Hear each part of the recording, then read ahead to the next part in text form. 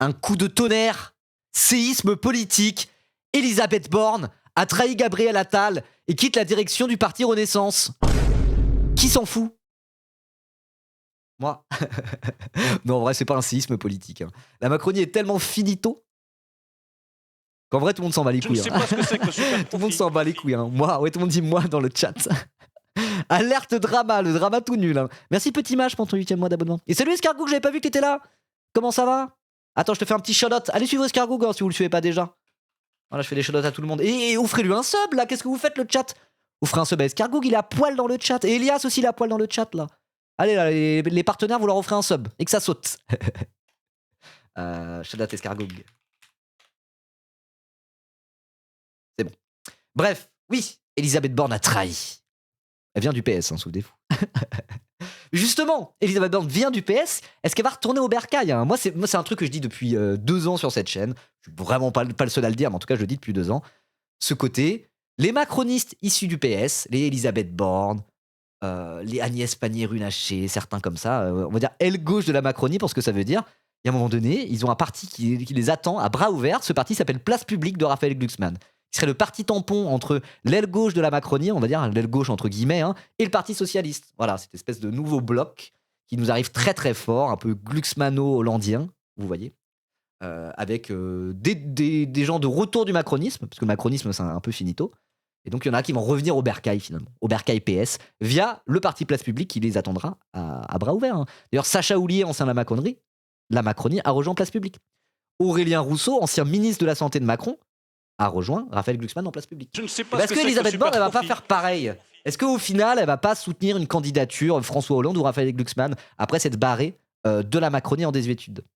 Moi, je me pose la question. Ah, j'ai dit Maconnerie. J'ai dit Maconnerie au lieu de Macronerie.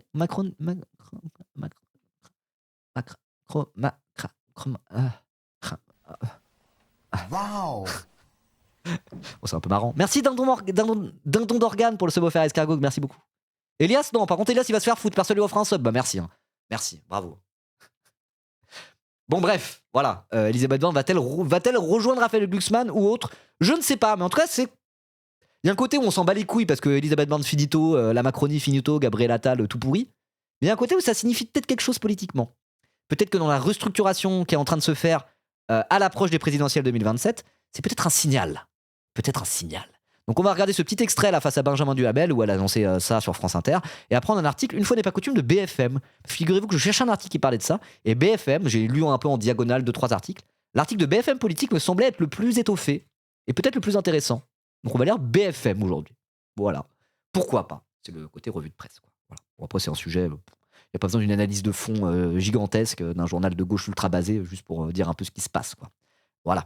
Ça sera à moi d'éditorialiser cet article. Bref, allez. C'est parti. Coup de tonnerre en Macronie. Elisabeth Borne a trahi. On va revenir à vos propositions. Merci Klopp. Merci beaucoup pour le. Merci Klopp. C'est un peu marrant ça. Merci beaucoup pour le sub offert à Elias. Let's go. Pour la France, mais finalement, ce projet, ces propositions que vous faites, est-ce que vous. Attendez. J'ai l'impression qu'un bébé phoque a trouvé un meilleur article, effectivement. Pour Public Sénat. Ah ouais, mais il est long sa mère. Ah non, il est trop long pour le coup, j'ai la flemme. J'en cherchais un qui est pas trop long. Mais ce Public Sénat a l'air bien. Non-événement ou symptôme des doutes chez Renaissance avant 2027? J'avoue, il a l'air mieux celui-là. Attends, je le mets de côté, peut-être qu'on ira celui-là plutôt, mais c'est pas sûr. Voilà. Improvisation. Oui, il est mieux, hein, je pense qu'il est mieux. Mais après, j'ai la flemme. Je voulais pas faire une séquence de 1h30 juste là-dessus parce que flemme un peu quoi. Bref. Allez, c'est parti. On va revenir à vos propositions pour la France, mais finalement, ce projet, ces propositions que vous faites, est-ce que vous les avez envoyées à Gabriel Attal, puisque c'est lui, sans doute, le candidat de votre parti Renaissance? Alors en fait, je ne me retrouve pas complètement. Je te répondrai une prochaine fois, Shadoko. T'as un peu raison. Après, c'est une piste que je disais, mais Attends, dans on a changé de sujet, pardon. Qui n'est pas forcément débattue au sein de Renaissance.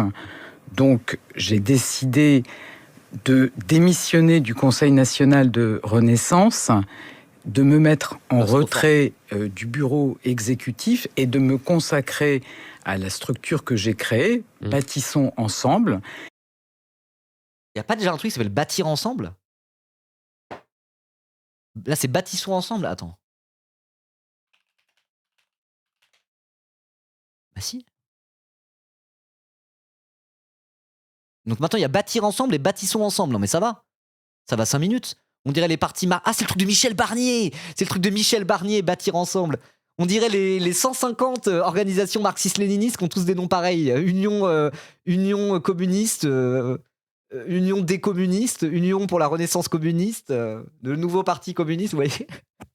Il y a ça parfois à l'extrême gauche, où genre t'es en mode genre, mais attends, c'est quoi la différence entre ces deux partis trotskistes? Ils ont quasiment le même nom. Voilà, ils font pareil en Macronie. Il y a bâtir ensemble et bâtissons ensemble. Ça n'a rien à voir, il y a une scission en fait. C'est bon. Voilà, le PDF, le PCRF, le PRCF, le PCOF, exactement, c'est ça dont je parlais, ce genre de choses. Alors, force à tous mes communistes et à tous mes marxistes-léninistes. Hein. Je dis ça, je vous vanne un peu, mais avec tendresse. Hein. Bon, vous savez, moi je suis communiste à la base, hein, donc j'ai aucun souci avec vous. Voilà. Simplement, on a le droit de faire une petite blague, ça va, on est entre nous. Bref. Ok, donc après bâtir ensemble de Michel Barnier, bâtissons ensemble d'Elisabeth Borne. Hein. Oh là là. Qui est un espace ouvert, qui a vocation à rassembler au-delà des partis, à animer des débats dans des territoires pour faire émerger des propositions concrètes. Mais ça veut dire que vous quittez le parti de Gabriel Attal ? Je reste comme adhérente Oui. parce que c'est un parti auquel je suis attaché aux militants et je suis attaché aux valeurs qu'on a portées en 2017. C'est étonnant comme démarche, Elisabeth On Borne. n'a jamais entendu ce discours. Hein.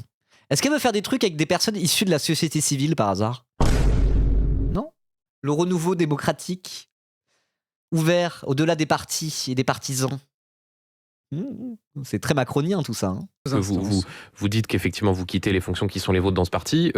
Est-ce que vous restez pas au milieu du gué? Si vous êtes en désaccord avec un parti qui est sur le point de désigner Gabriel Attal comme candidat à l'élection présidentielle, pourquoi y rester? Parce que Gabriel Attal, il y va. Hein. Il va être candidat. Hein. Apparemment, d'après mes sources, donc c'est pas des sources privées, j'ai lu ça dans je sais plus quel article, apparemment il va annoncer sa candidature officiellement en juin, là, bientôt. Dans 1 mois, il sera officiellement candidat à la présidentielle pour le parti Renaissance. Je pense qu'il va tellement se ramasser la gueule, Gabriel Attal. Il n'a aucun espace politique où exister. Il va être pris en étau entre la candidature type François Hollande, Raphaël Glucksmann d'un côté, qui risque même elle-même de pas beaucoup performer, et Édouard Philippe surtout de l'autre côté. Édouard Philippe qui est probablement un des... Là, ça commence à se dessiner sous nos yeux. Édouard Philippe, a priori, ça devrait être un des hommes forts de la présidentielle. Hein. Pour moi, le top 3 là, au premier tour, ça sera... je dis ça, c'est pas une hot take. Hein. Ça risque d'être Bardella, Philippe et Mélenchon. Vous voyez, il y aura peut-être même cette espèce de truc de l'enjeu pour Mélenchon, c'est d'être au-dessus d'Édouard Philippe pour aller au second tour face à Bardella. Ça risque quand même de se structurer comme ça. Alors après, rien n'est joué encore, mais on a l'air de partir plutôt dans cette direction, quoi. Avec du coup une candidature social-libérale, comme on dit, type Hollande, Glucksmann, etc., etc. Et donc Gabriel Attal là-dedans, 2 choses. Il n'a pas trop d'espace politique où exister. Parce que d'un côté, il y aura les sociaux-libéraux type Glucksmann, et de l'autre côté, Édouard Philippe qui a l'air de peser pas mal en réalité. Vous voyez, il ne pourra pas exister là-dedans, premièrement. Deuxièmement, Gabriel Attal, c'est vraiment Macron bis, quoi. C'est mini-Macron, Gabriel Attal. Donc il est un peu marqué du sceau de l'infamie macroniste. Là où Édouard Philippe, quand même, Édouard Philippe, ça fait longtemps qu'il s'est distancié de Macron. Hein. Il a appelé à sa démission. Il a été Premier ministre au tout début, quand il était quand même un peu moins populaire, Macron. Il s'est barré un peu au bon moment. Il porte pas trop le sceau de l'infamie macroniste. Il est plutôt en mode genre, moi je suis un pragmatique, j'étais avec Macron. Quand ça a commencé à se barrer en couille, c'est pas mon dos. Hein. Moi j'étais plus chez eux. Vous voyez?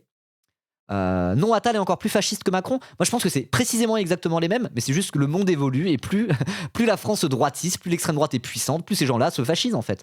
C'est ça le truc de la fascisation. Il y a quelqu'un qui m'a mis ça en commentaire YouTube il y a pas longtemps, qui était en mode genre mais attends, il faudrait savoir. Soit Macron, soit Bardella c'est de l'extrême droite et il est extrême, soit c'est la continuité de Macron. Tu peux pas dire c'est un Macron bis, il est dans la plus pure continuité de Macron, Bardella, tout en disant c'est l'extrême droite, il est extrême. Vous voyez? Mais en fait, si, on peut le dire. Parce que c'est ça le principe de la fascisation, c'est que la droite est en train de se radicaliser et de se rapprocher de l'extrême droite. Donc en fait, Bardella est à la fois la continuité de Macron, tout en étant d'extrême droite, mais parce que Macron est en train de dérouler le tapis rouge à l'extrême droite et c'est droitisé. Voilà. La fascisation, c'est pas juste l'extrême droite pour arriver au pouvoir, c'est la droite commence à se transformer en extrême droite. Et donc du coup, il y aura à la fois une continuité entre la droite macronienne et Bardella s'il arrive au pouvoir, mais ça ne voudra pas dire que c'est pas l'extrême droite pour autant. C'est juste que la droite et l'extrême droite sont en train de fusionner, quoi, tout simplement. Bref, pourquoi je disais ça? Ah oui, que Attal est plus fasciste que Macron. Non, pour moi, c'est exactement les mêmes. Simplement, en 10 ans, l'extrême droite la fascisation a augmenté dans ce pays, on va dire. Ce qui fait que Attal, là, il est sur un discours plus droitier que celui de Macron à l'origine, quoi. Et si Macron était dans la même situation, il ferait exactement la même chose, quoi. C'est qu'ils ont que ça pour tenter d'exister, courir après la droite comme des nuls. Ce parti, c'est mon histoire politique et je suis en désaccord avec la ligne actuelle, mais pour autant, voilà, je reste attaché à ce parti. Il n'y a pas un petit côté... Ok. Donc elle dit la ligne actuelle, c'est celle de Gabriel Attal, on va lire l'article un peu après. Elle trouve que Gabriel Attal, il est trop de droite et il y a des trucs qui sont pas passés auprès d'elle. Femme de gauche quand même, Elisabeth Borne, rappelez-vous. Bon, c'est la femme du 49-3 sur la réforme des retraites, etc. etc. hein. Et elle, pareil, elle est un peu foutue en politique parce qu'elle est trop associée au 49-3 et à la pratique autoritaire du pouvoir macroniste. C'est elle qui représente ça le mieux par rapport à toute la séquence qu'il y a eu sur la réforme des retraites. De gauche, oui, je dis ça pour plaisanter, évidemment. Après, c'est elle gauche de la Macronie, Elisabeth Borne, officiellement. Hein, officiellement. En tout cas, là, si elle se désolidarise d'Attal, c'est qu'elle trouve qu'il est trop dans une dérive droitière. Parce qu'elle a vraiment tort. Non, c'est vrai. C'est vrai. Elle a raison, elle est dans une dérive droitière, Gabriel Attal. Tout à fait. Tout à fait. Mais bon, ça veut pas dire que bon.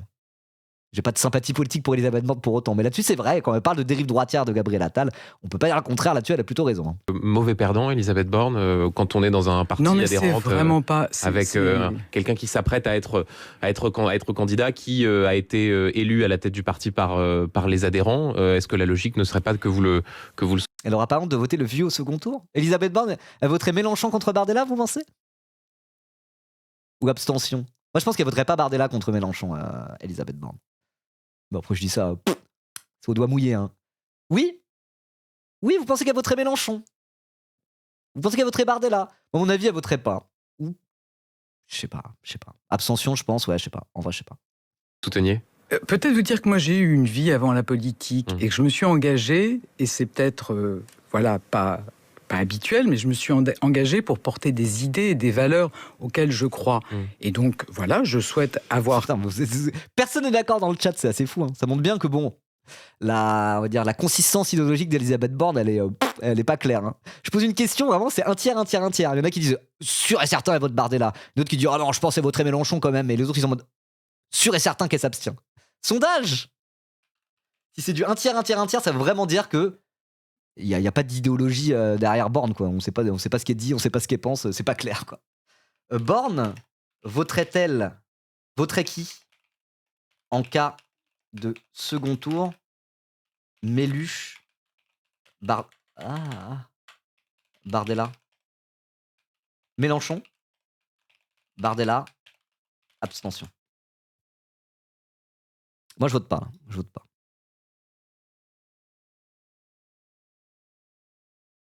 Ouais, alors, abstention quand même pour la plupart. Non, c'est pas si partagé que ça. En tout cas, Mélenchon est au-dessus de Bardella. Vous pensez qu'elle voterait... Il y a plus de chances qu'elle vote Mélenchon plutôt que Bardella. Ok. Jamais de la vie elle vote Méluche. Moi, je suis tiraillé entre les deux autres options. Moi, je dirais abstention. Hein. Voire peut-être Mélenchon. C'est même pas totalement impossible. Ça dépend du moment politique que c'est, quoi. Ça dépend vraiment du moment politique que c'est. S'il y a un narratif de il faut absolument sauver la République face à Bardella, l'incompétent et la petite coquille vide impertinente et fasciste et pétainiste, si ce narratif-là commence à prendre de l'ampleur dans le cas d'un second tour Bardella-Mélenchon, où le barrage républicain ressurgit un peu, vous voyez, c'est même pas impossible qu'elle se retrouve à voter Méluche. Hein. La femme de Bernard Arnault a dit qu'elle voterait Mélenchon en cas de second tour. Après, moi, je pense que ceux qui votent Mélenchon, c'est ceux qui y croient à mort pour 2027, qui se disent on va gagner. Et d'ailleurs, c'est la ligne de Mélenchon. Mélenchon, il dit non, le barrage républicain, il existe encore. Je connais mes Français et c'est pas des pétainistes de merde. Ils préféreraient voter pour Mac Bardella malgré tout et malgré tout ce qui est dit. Ok. Intéressant. Bon, c'était pas vraiment le sujet de l'interview ou quoi, mais intéressant. D'accord. Allez, on reprend.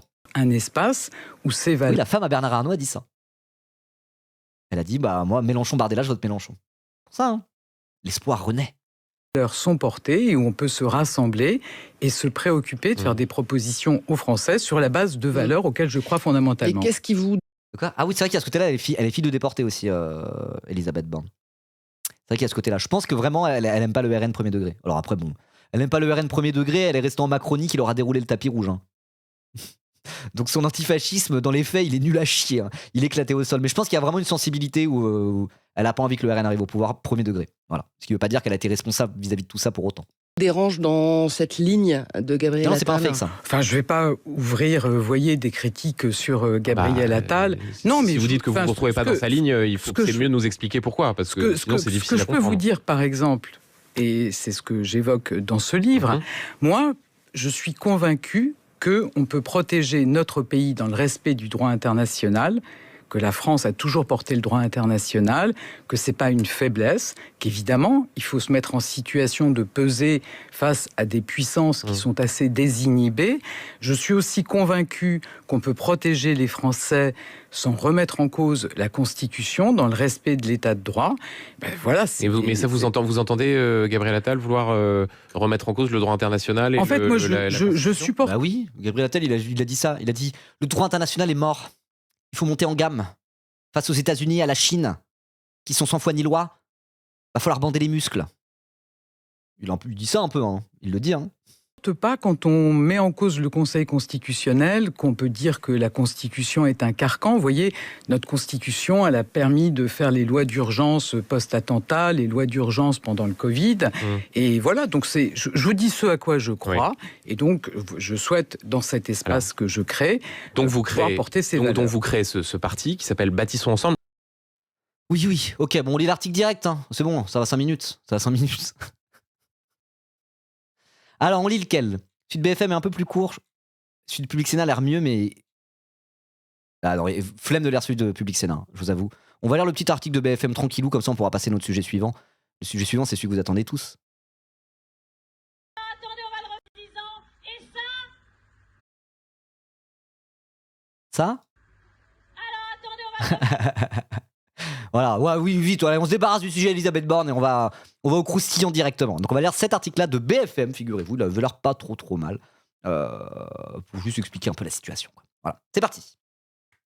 En désaccord avec Gabriel Attal sur l'essentiel, pourquoi Elisabeth Borne a claqué la porte de la direction de Renaissance ? En désaccord avec le patron de la Macronie, l'ancienne chef du gouvernement se retire de ses fonctions au sein du parti. Sans ambition présidentielle, Elisabeth Borne se veut plus que jamais libre, avant de probablement rallier un candidat pendant la campagne. Les portes qui claquent pile la veille de la sortie de son livre. L'ancienne première ministre Elisabeth Borne a annoncé ce mercredi son départ de la direction de Renaissance. Je suis en désaccord avec la ligne actuelle, a expliqué l'ancienne locataire, blablabla, blablabla. Elle vient de le dire sur France Inter. Pas question cependant d'aller trop loin et de quitter la Macronie. Je suis attaché aux militants, et je suis attaché aux valeurs qu'on a portées en 2017. Elle a pas dit 2022, elle a dit 2017. Hein. Elle était en mode genre, moi le Macron, sa première campagne, je l'aimais bien. Gros capitaliste de merde, mais quand même un peu vaguement progressiste. Voilà, elle est sur la ligne Macron 2016 finalement. Ok. A encore insisté, celle qui est aujourd'hui députée du Calvados. Un pied dehors avec un pied dedans donc, puisqu'Elisabeth Borne lance son mouvement Bâtissons Ensemble, on vient de le dire. Excite donc l'idée, qui a un temps flotté dans l'air, de rejoindre Horizon de Édouard Philippe, ou le MoDem, dirigé jusqu'en 2027 par François Bayrou, cabossé par son départ de Matignon et sa piteuse défaite à Pau au municipal. Donc il y avait un côté où Borne se tâtait à rejoindre le MoDem, mais vu que François Bayrou pue la merde, au final elle le fera pas. Donc il y a peut-être Édouard Philippe, éventuellement, qu'elle pourrait rejoindre. Mais pourquoi il parle pas de place publique et de ce genre de parti ? Pourquoi il parle pas des sociolibéraux glucksmano-hollandiens comme si c'était hors de propos qu'Elisabeth Borne se mette à les soutenir eux ? Bizarre, hein ? Peut-être qu'on a un temps d'avance sur ces analystes de BFM TV qui sont un peu gays par rapport à nous autres nouveaux médias. Je ne sais pas. Le club des losers, ouais, vraiment. Hein. À l'union Bayrou-Borne, c'est vraiment un truc qui ferait plaisir aux Français. Hein. Ils arriveraient à faire moins... Si leur but c'est d'être dernier aux élections présidentielles au premier tour, ils y arriveraient, je pense. Vraiment. Hein. C'est vraiment pas vendeur. À la place, donc, rendez-vous est pris pour le lancement d'un mouvement au sein même de Renaissance, comme l'a déjà fait l'ancien ministre du Logement, Guillaume Kasbarian, donc lui sur une ligne ultra-libérale, la même ligne que David Lisnard ou Éric Zemmour en réalité, mais lui reste en Macronie. Hein. Comme quoi la ligne Guillaume Kasbarian, elle existe en Macronie, au sein de LR, au sein du RN via Éric Ciotti, l'allié du RN, et chez Reconquête, quoi. Vraiment. Hein. L'espèce de truc ultra-libéralisme anti-État à la Kasbarian, ça va de Macron au RN, en passant par Reconquête et les Républicains. Voilà. Et là, on la voit, hein. Là, on la voit, cette convergence de la droite. Hein. On la voit, ce sentiment anti-impôt et ultra-libéral, anti-État, comme on disait tout à l'heure, comme étant le ciment de la convergence de la droite et de l'extrême droite. On la voit très, très clairement en France. Hein. Voilà. On veut prendre notre part, ne pas tout miser sur l'autorité et la liberté, comme le fait Gabriel Attal. Pouvoir défendre nos idées. Ce en quoi on croit, résume l'un des intimes d'Elisabeth Borne, le député Guillaume Gouffier-Valente. Donc c'est vraiment la ligne macroniste de gauche, quoi. On est macroniste et on reste macroniste, mais quand même là, trop de droite, Gabriel Attal. Ok, bon, bah la ligne macroniste de gauche, elle existe déjà et c'est Raphaël Glucksmann. Donc moi je pense que cette convergence entre Borne et les Glucksmann-Hollande, je pense qu'elle va se faire. Hein. C'est ce qui me paraît le plus logique, en réalité. Voilà. Gouffi-Valent ? Guillaume Gouffi ? Oui. Création d'un nouveau code du travail, suppression du plafond d'heures maximal supplémentaire, suppression de l'âge légal de départ à la retraite, les propositions du patron de Renaissance, donc Gabriel Attal, distillées à l'occasion de la publication de son premier livre et de sa tournée des librairies, ont fait grincer les dents des proches d'Elisabeth Borne. Mais ce n'est pas seulement l'embryon de ce programme presque présidentiel qui suscite la colère de la députée du Calvados. Depuis des mois, l'ancienne chef du gouvernement est en froid avec Gabriel Attal, qui lui avait succédé à la tête du gouvernement en janvier 2024, avant que Macron fasse une dissolution de l'Assemblée nationale et qu'ils disent Gabriel Attal, ça dégage, allez, hop là, t'étais Premier ministre ? Bah non, plus maintenant. Bardella plutôt. Il a trop eu le seum Attal à ce moment-là. Voilà. Quelques mois plus tard, après la dissolution, la sexagénaire s'était même préparée à croiser le fer contre lui pour récupérer la direction de Renaissance. Là, elle avait finalement renoncé à se présenter à la faveur d'un accord avec son concurrent qui, en échange, lui assurait la présidence du Conseil national, sorte de parlement du parti. Mais l'élu ne s'est jamais vraiment emparé de ce rôle. Elle a toujours eu une implication limitée. Pour faire tourner la boutique, il faut en avoir une. Elle ne s'est jamais sentie à l'aise. C'était compliqué pour elle d'exister, observe le sénateur Xavier Iacovelli, secrétaire général délégué de Renaissance. Son vrai faux départ ne change vraiment rien. Elle ne fait qu'acter le fait qu'elle ne participe à rien. Tranche plus sévère, un député proche de Gabriel Attal. Ok, donc on est là en train de se dire « Ah, peut-être que c'est le signe d'une restructuration à venir pour les présidentielles. Les macronistes issus du PS vont-ils rentrer au bercail ?» Et les proches de Gabriel Attal, ils sont en mode « Non, ça change rien, de toute façon, elle sert à rien, cette meuf, elle a jamais servi à rien, on s'en bat les couilles. » Ok. Bah après, en même temps, normal, hein, c'est des députés proches de Gabriel Attal. Hein. Attal, ils sont en mode « Ah ouais, elle est plus sur ma ligne, pas qu'elle dégage. Hein. » Bon, ok. Allez. Difficile de lui donner tort. Ce lundi soir, Elisabeth Borne n'avait pas pris soin de participer au bureau exécutif qui examinait les propositions de désignation du candidat du parti à l'élection présidentielle. Elles doivent pourtant être tranchées le 12 mai lors d'un conseil national, instance qu'elle présidait donc jusqu'ici. Autant dire que l'annonce du départ d'Elisabeth Borne de la direction du parti n'a donc rien d'une surprise. Mais l'ex-première ministre peut-elle vraiment jouer un rôle en 2027 ? Vous pensez qu'elle peut jouer un rôle en 2027, vous ? Son départ à la direction de Renaissance, pile au moment où Attal se démultiplie tout azimut pour la présidentielle, n'a évidemment rien d'un hasard.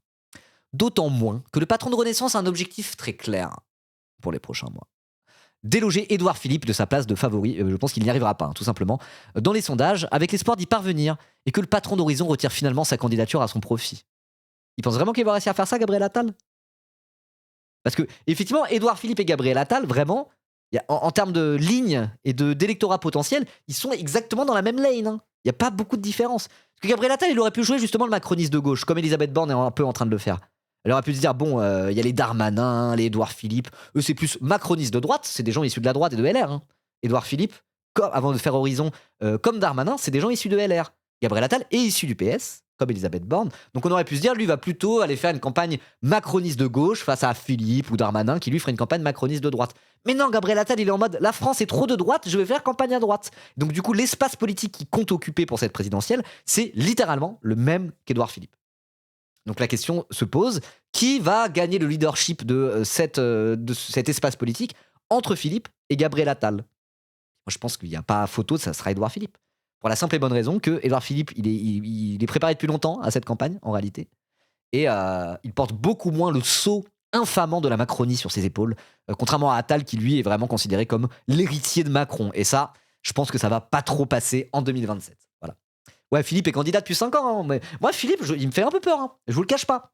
Je pense que s'il y a quelqu'un qui peut empêcher Mélenchon d'aller au second tour, même la gauche plus largement d'aller au second tour de la présidentielle, enfin en même temps si c'est pas Mélenchon, ça serait un Glucksmann ou quoi que ce soit, donc non, Mélenchon.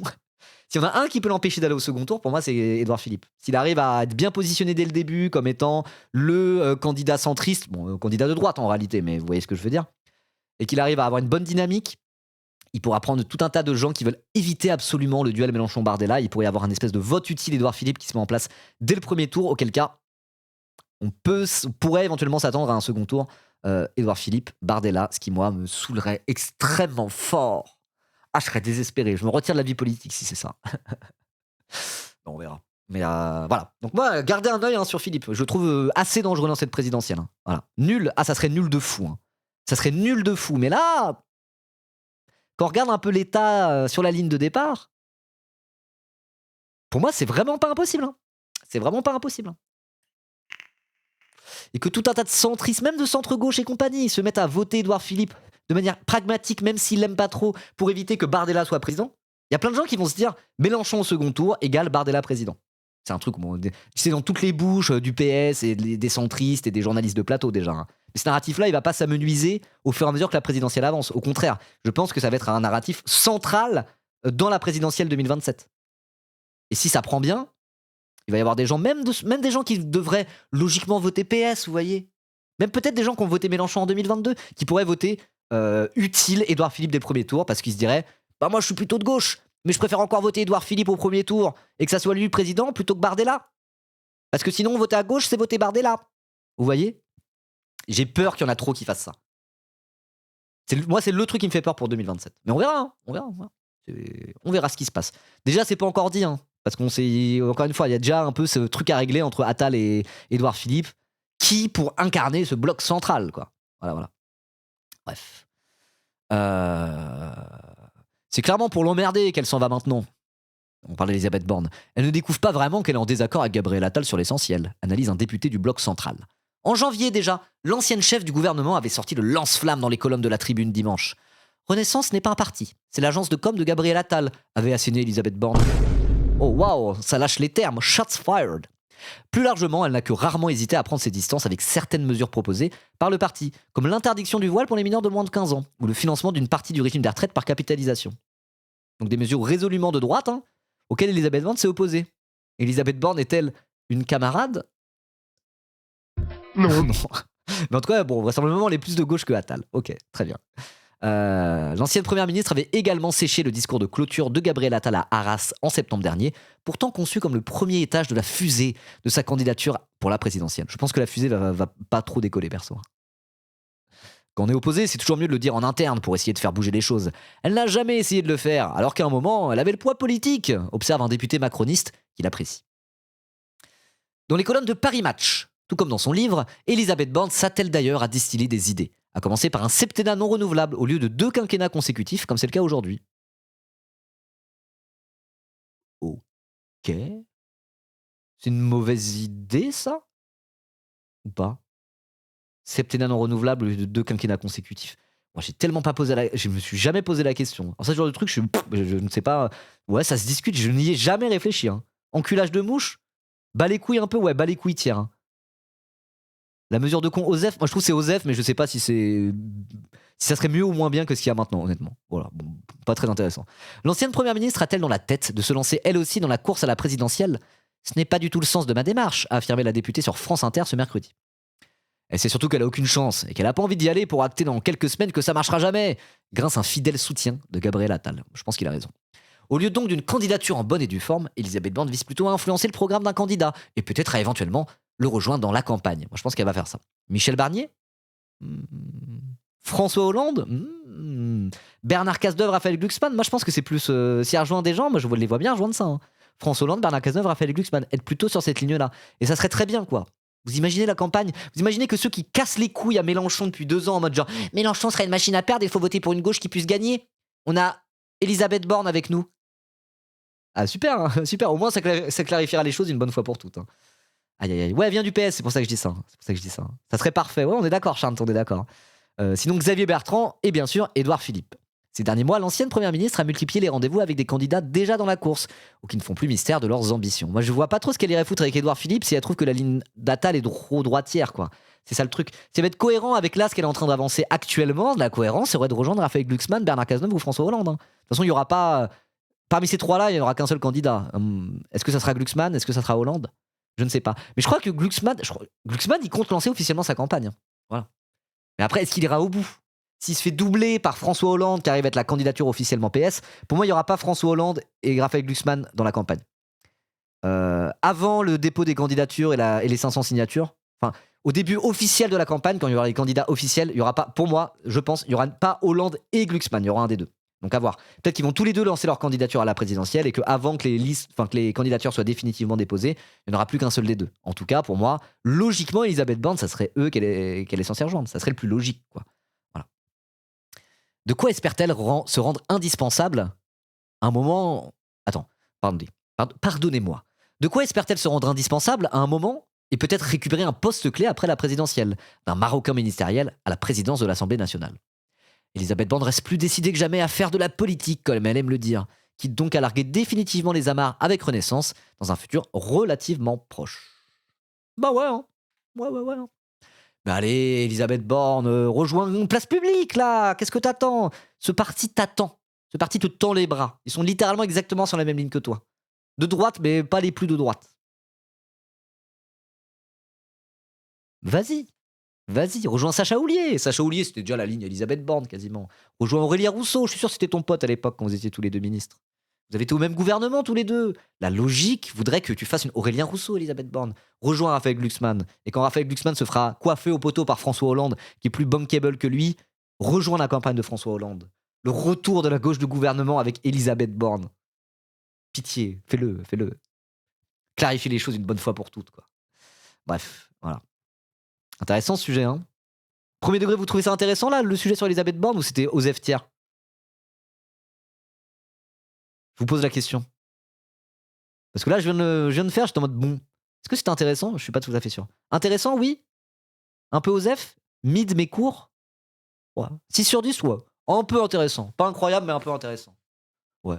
Bah, si tu essayes d'analyser ça en termes de dynamique électorale à venir et de restructuration du champ politique, ça peut être intéressant. Mais en soi, disons que c'est intéressant, mais pas passionnant, quoi. Voilà. Bon, bref. En tout cas, en commentaire, tiens, la team YouTube, dites-moi si vous avez trouvé ça intéressant, mais pas passionnant, ou si c'était vraiment Osef Thiers. Après, on le verra aussi au nombre de vues. Hein. Voilà. Abonnez-vous dans tous les cas.